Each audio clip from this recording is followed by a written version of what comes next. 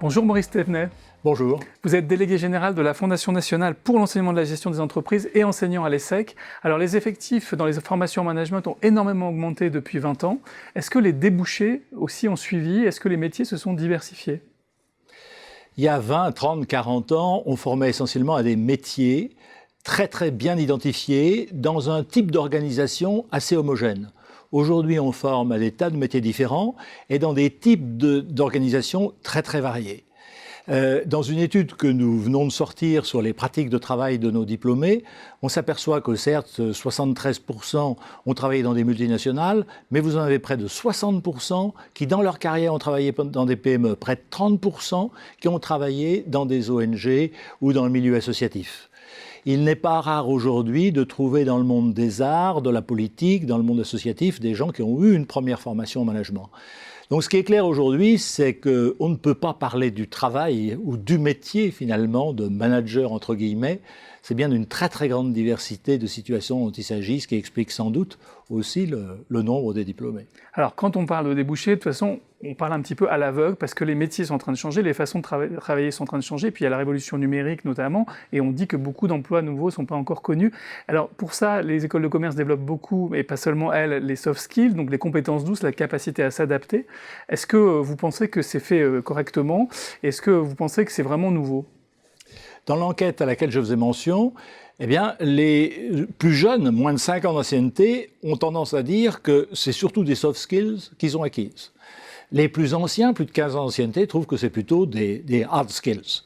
Reste à savoir si dans 10 ans, les plus jeunes auront changé d'avis ou pas.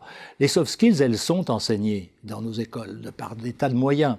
Elles sont enseignées depuis très longtemps. Donc il n'y a pas tellement de nouveautés et le monde de l'enseignement supérieur répond assez bien aux demandes des entreprises. Une chose qu'il faut avoir en tête cependant, c'est que quand le monde du travail réclame des soft skills, ça veut dire qu'il suppose les hard skills acquises. Donc ce n'est pas à la place, mais c'est en plus. C'est en plus. Alors il y a aussi une grande transition que devront affronter les diplômés, et ça va être la question de la transition énergétique et environnementale, parce qu'on a un défi climatique à affronter.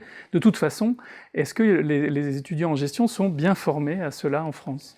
Le défi est gigantesque, les étudiants le perçoivent dans tous les domaines, mais en particulier dans les études de gestion. Et nos institutions ont en général l'habitude de réagir assez vite aux évolutions de la société, donc elles le font. Nous, à la FNEJ, nous accompagnons ce mouvement de deux manières, en organisant un séminaire pour les enseignants de gestion, de façon à ce qu'un prof de marketing, de finance, de ressources humaines, de stratégie puisse intégrer ces préoccupations dans son enseignement, plutôt que de nous faire de la transition écologique finalement une matière à part, parce qu'on pense que ça a des risques. Puis deuxièmement, on est en train de monter un observatoire des pratiques de nos écoles en matière de transition écologique, parce que certes, il y a un problème de contenu d'enseignement, mais il y a un problème de domaine de recherche. Il y a le problème aussi de l'exemplarité des campus dans la manière dont ils fonctionnent.